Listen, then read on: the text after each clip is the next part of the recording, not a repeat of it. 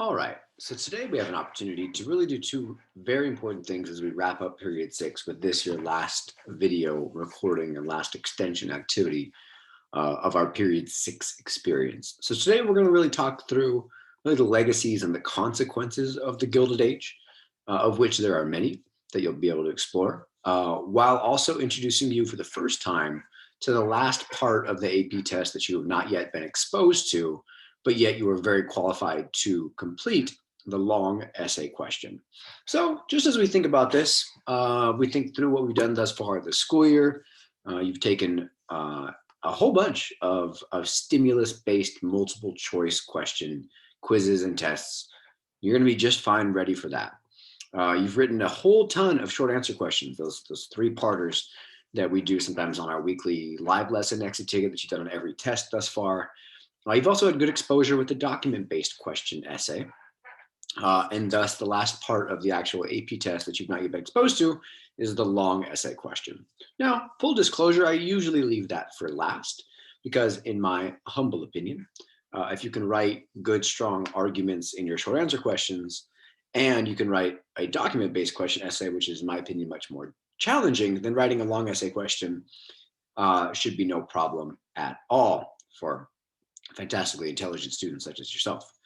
Additionally, the long essay question is, do my math, multiple choice is 40% of your test score. Short answer questions are 25%, 20% of your test score, so that's 60, leaving 40. DBQ is 25%. The long essay questions, the least weighted part of the test, it's only 15% of your test score. And you'll be writing it right after you finish a DBQ, so you'll likely be quite tired. So thus, it's important that we figure out how best to write an LEQ, but also focusing more of our attention elsewhere during our preparations. So things we consider as we wrap up period six, this era of industrialization, industrial change, population change, et cetera, is these five key themes that I think if you're strong on all five of these key themes, then you'll be ready to go for your period six test and ready to go to attack any period six questions that end up on your AP test in May, which is rapidly approaching. First is really the foundation of this unit in industrialization. It's important that we be able to identify causes of industrialization, like pro-business policies, the Civil War, population growth, raw materials, demand, etc., as well as effects of industrialization, right? That was the emphasis of your pretend mini DBQ last week in your extension activity, which I hope you did, which was on some of the key effects, the lowering of the cost of living, but the poor working conditions and labor unions and immigration, and questions, really, really important questions about how much the government should get involved in regulation of business, questions that we're going to have to circle back to next unit with our progressive era discussion. Second thing to consider, which is a key theme running throughout this unit, is government policy. Government policy during the Industrial Revolution here in period six is two things that are both important: laissez-faire and pro-business. Laissez-faire meaning not regulatory on business, but instead pro-business. Actually, not just passing policies that keep your hands off of business, but also passing policies that uplift business, like the tariff, for example. With some small exceptions. Of course, we talked about the Interstate Commerce Act, which creates the Interstate Commerce Commission, the ICC, which is not incredibly successful in regulating big business, the railroads in particular, but it is important as it is a first step in regulating business by the federal government. Of course, that comes at the demand of Western farmers who are upset that rail rates are unpredictable. And because of, back to our first conversation in this unit, because of a lack of competition with railroads, railroads can often charge whatever they want. Third big thing to consider is the West and the closing of the frontier. We talked in class about the Homestead Act, which facilitates westward expansion. We talked about the Pacific Railway Act and railroad subsidies. There's trading of federal government land to the railroad companies in exchange for them building the railroads, and the impact there. We talked about the last Native American organized resistance on the frontier, and the Dawes Act, right? Really important things that are happening in the West: the mining frontier, Chinese immigration, nativism, et cetera. Those things in the West are very, very vital. Oftentimes people get wrapped up in the way the industrialization impacts cities in the Northeast. But it's important that we don't neglect to consider the way industrialization also impacts the West with the mechanization of farming. As farmers are more and more being required to buy expensive equipment, farmers are engaging as both producers and consumers in this new era, as opposed to just producers in previous eras. As farmers become much more intertwined with business than the yeomanry ideal that Jefferson gave us in his day. The fourth important thing to consider are the social changes that come with the Industrial Revolution, with race. Right, we're talking about this first era post Civil War, post Reconstruction, after the abolition of slavery, via the 13th Amendment. Right, questions over Black citizenship, of course, even despite the 14th and 15th Amendments being ratified, with Jim Crow segregation in the South and elsewhere. The court case Plessy versus Ferguson falls in here as well. But it's not just Black and white racial questions that are at stake here. We also see a new wave of immigrants from new places. We talked new immigration really beginning at the latter half of this unit and carrying into the next, with Southern and Eastern Europeans, Greeks, Italians, people from Austria, Hungary, Russians, Jews, Orthodox, as well as Chinese immigration before the Chinese Immigration Act, the Chinese Exclusion Act of 1882, some immigration from Latin America as well. And with immigration and internal migration, the way in which America becomes a much more urbanized society and the consequences there as well, both in terms of like positive consequences, like diversity and settlement houses and the social gospel, and also negative consequences like nativism, political machines, and the like. And the last thing to consider that really ties all this together are the politics of discontent. As we see both Republican and Democratic politicians being hesitant to make too bold of an opposing stance to the other party, as the nation is fresh off the wounds of the Civil War and eager at all costs to maintain reconciliation, at least white reconciliation. The politics of discontent, the lack of a desire to regulate business, and the feelings of a changing America that's leaving behind the lower classes is going to give us both labor unions in urban environments and the populist party in rural environments. So it's important that you look at both labor unions and the populists as outcomes, as consequences of these politics of pro-business policies. So those are some things to consider as really the big themes with which to think through period 6, now that you're on the back end looking back to where we began. But for today, we're going to write ourselves at least the beginnings, the skeleton, the bones, the foundations of your first LEQ. And what I mean by that is you're going to write a really, really strong introductory paragraph, in which you include contextualization. And I have some good examples for you to work from to help you with that skill, which needs developing as well.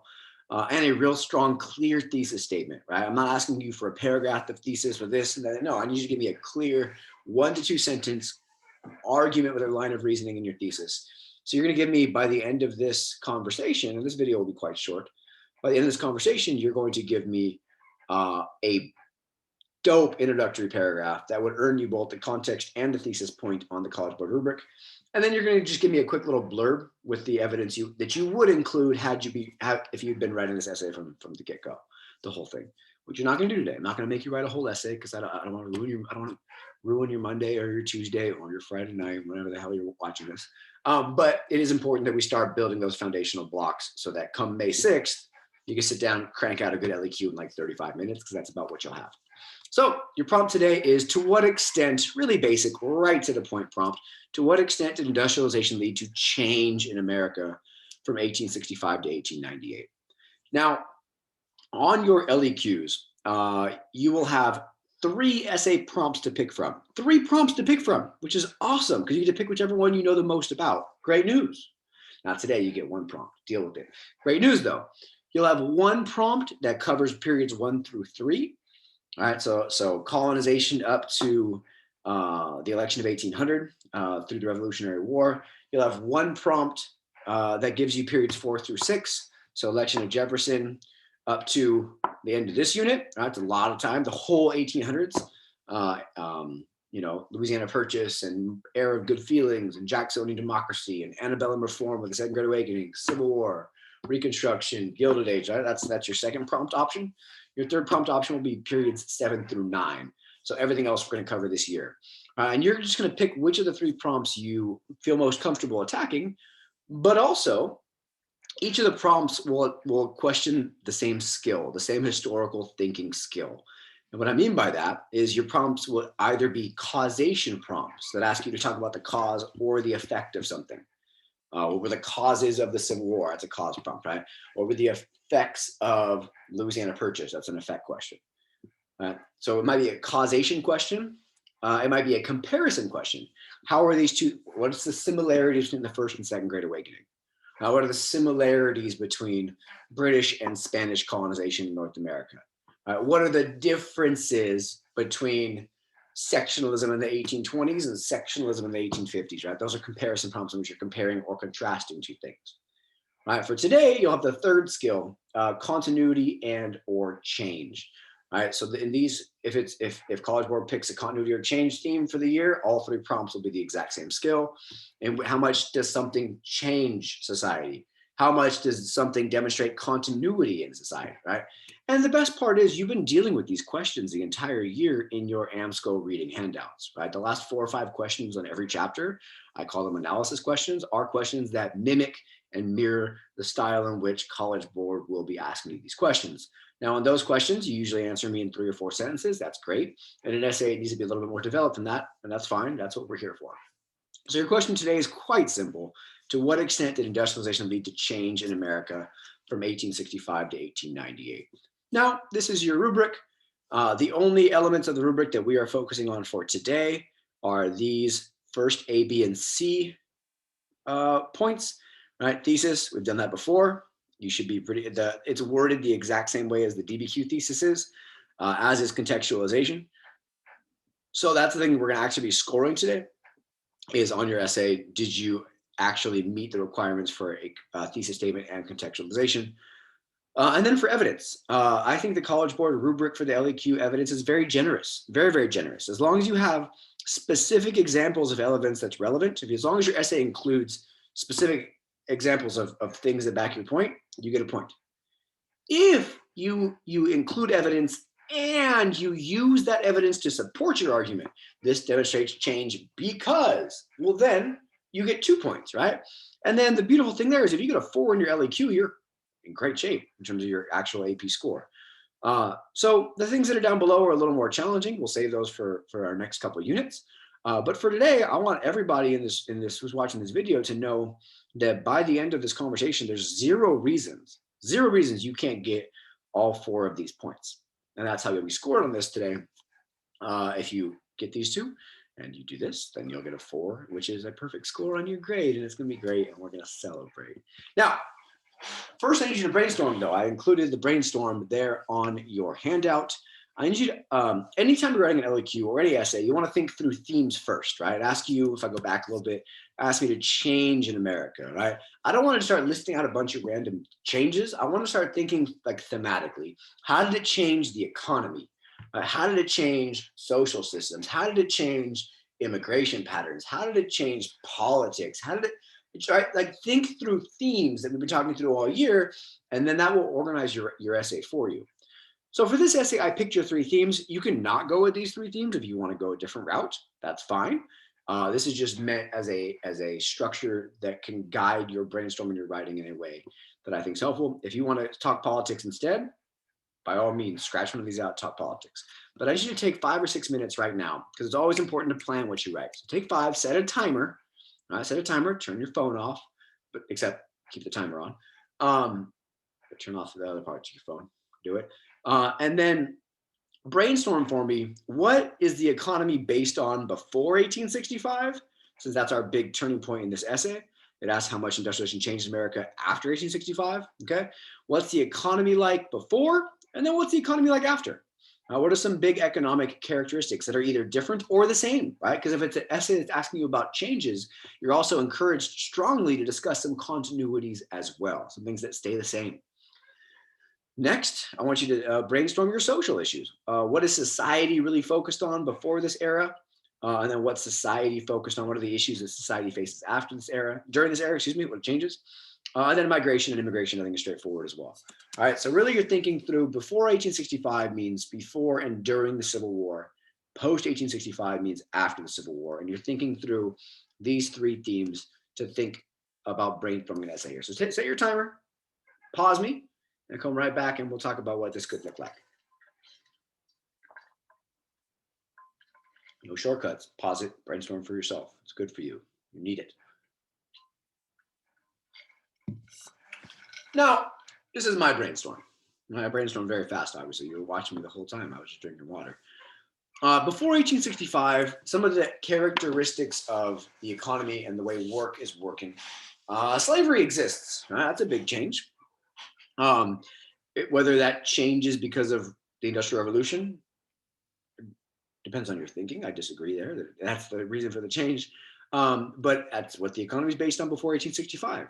We talked through the market revolution, the way in which America begins producing goods for not just local markets, right? Usually textiles, Southern cotton to Northern factories for textiles. The cotton gin is key before this era. The early factory system, largely in the Northeast, that are water-powered factories as opposed to like coal-powered factories later. They're usually put along rivers with the water wheel turning the machines and the like. The transportation, the infrastructure that connects the economy at the time is largely canals, turnpikes, and roads. And we see some important economic characters like women working out of the home for the first time, like the Lowell girls working in textile mills. Right after 1865, we see the rise of big business with the consolidation of companies into big conglomerates and monopolies. We see new technology that impacts the economy, like phones and telegraphs, railroads. Our labor has changed drastically as more women are working, child labor, immigrant labor, and unskilled labor. You can include here, if you'd like to, Taylorism, scientific management should be key. I would have included it if I had space. But also noteworthy as a big economic change brought about by industrialization is the mechanization of agriculture. The ways that farmers have to use expensive equipment and machinery to farm, whereas that was not either an option or really a necessity before this era. Social issues wise, we see before 1865 an emphasis on those antebellum reform movements that are inspired by the Second Great Awakening, abolition, temperance, prison reform, education, etc. We also see those utopian societies like the Oneida community and the Mormons, and Brook Farm, and the transcendentalists that we talked about as an outcropping of the market revolution. Nativism is a big element of society before the Civil War, with organizations, workplaces, for example, the acronym that I've given you before, NINA, N-I-N-A, No Irish Need Apply. And for women that were working out of the home in places like Lowell, Massachusetts, and the mills are encouraged to instead embrace what's called the cult of domesticity, which is like Republican motherhood 2.0, this emphasis that women, their sphere in society is domestic and they should run their sphere with control, but leave all the things out of the home to their husbands. All right, social issues, fast forward. We see, again, maybe this is a clear continuity we can use, an emphasis on reform movements, again, this time via the social gospel, settlement houses we talked about in the video from last week. The rise of the middle class is a social consequence of industrial revolution. Nativism, big continuity, right? Anti-Irish and German immigration here, anti-Chinese, anti-Jewish, anti-Catholic immigration, so that's a big continuity. And you could even use the gospel of wealth as a social issue, this question of like, what obligation do the rich have to society? Can they justify their wealth by arguing that they are using their wealth to better society as a social issue that could be worth exploring if you choose to, right? There's a lot of choices here for your essay. If we look through the theme of migration and immigration, before the Civil War, obviously we talked through old immigration, German, Irish, British, Northwestern Europe, white, English speaking, largely Protestant. We begin to see some urbanization before the Civil War, as of course New York has over 1 million people, and Philadelphia, but not nearly as much as we see later. But we do, from a migratory standpoint, see a significant amount of westward expansion that is dominated by the manifest destiny ideology and the desire in the South to spread slavery westward. Okay.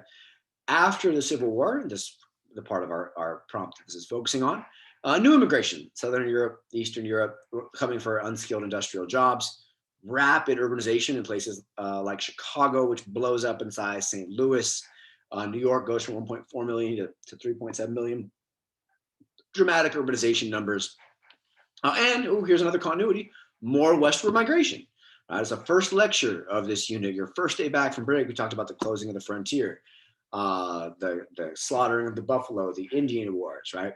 So if anything, all industrialization did was speed up the existing desire to spread westward.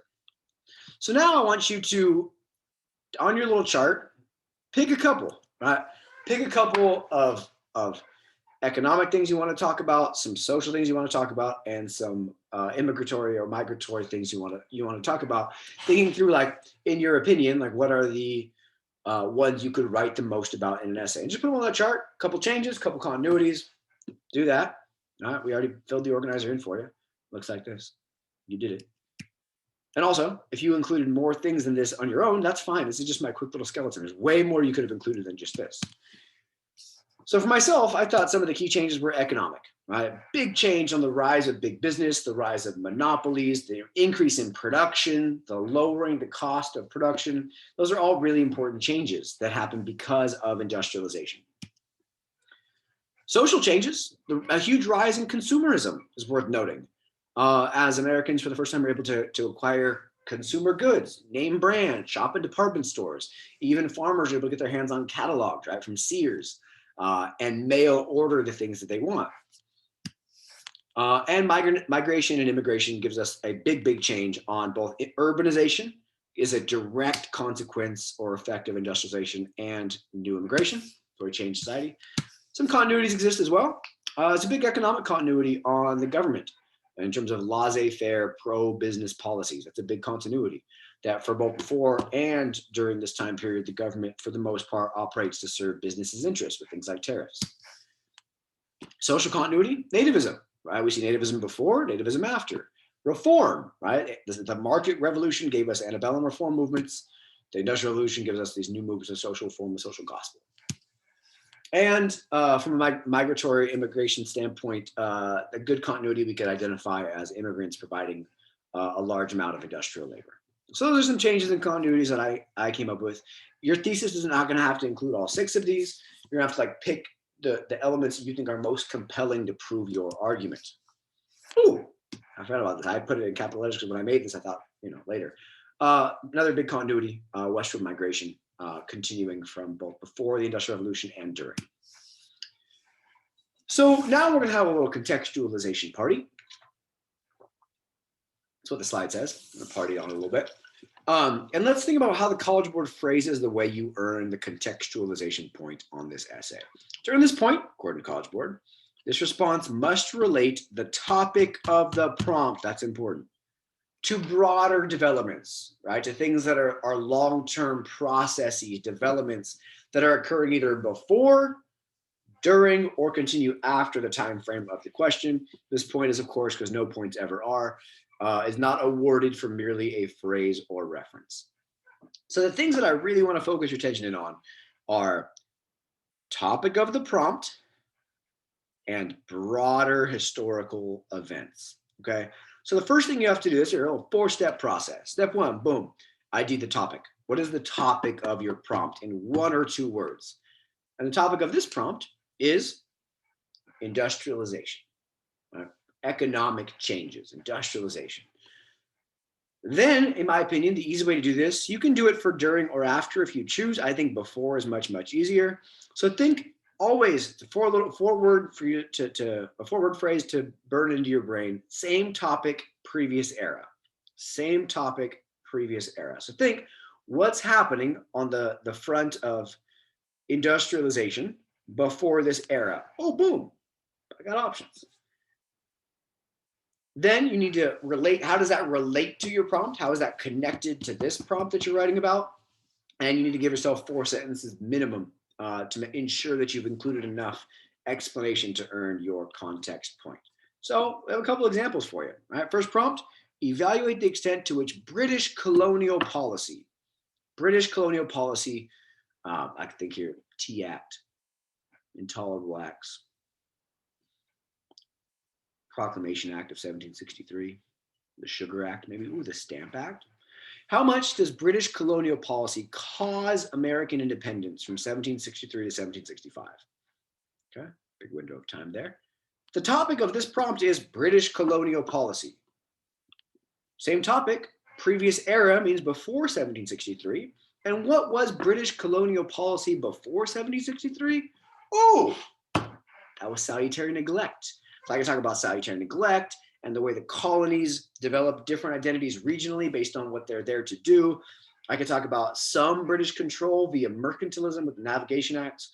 Moral of the story, there's plenty of meat on that bone for you to chew on once you figure out what's the topic, what's the same topic look like in the previous era. Next prompt, evaluate the causes for the growing sectional divide in the 1850s. Why is there sectionalism in the 1850s?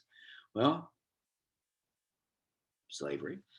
So let's think. What's the topic? Sectional divide, a form of political division, us against them ideologies. Same topic, previous era means before the 1850s. Why is there a sectional divide before the 1850s? Why is there political division before the 1850s? There's a treasure trove of options for you to pick from in this case. The second two-party system you could discuss with Jackson versus the Whigs. Or you can focus on just slavery if you wanted and talk through annexation of Texas and the Mexican-American War and how that caused a sectional divide. You could just talk about the Wilmot Proviso, this proposal that you may remember from our good friend Congressman from Pennsylvania, David Wilmot, who says, all right, Southern slaveholders, if you tell us this war is not about slavery, then commit to not spreading slavery anywhere in the territory acquired from Mexico. And all the Southerners are like, what? Fight a civil war to keep the slaves there. So moral of the story, this is easy if you think through same topic, previous era, and then make sure you always then connect it to what it is you're arguing here.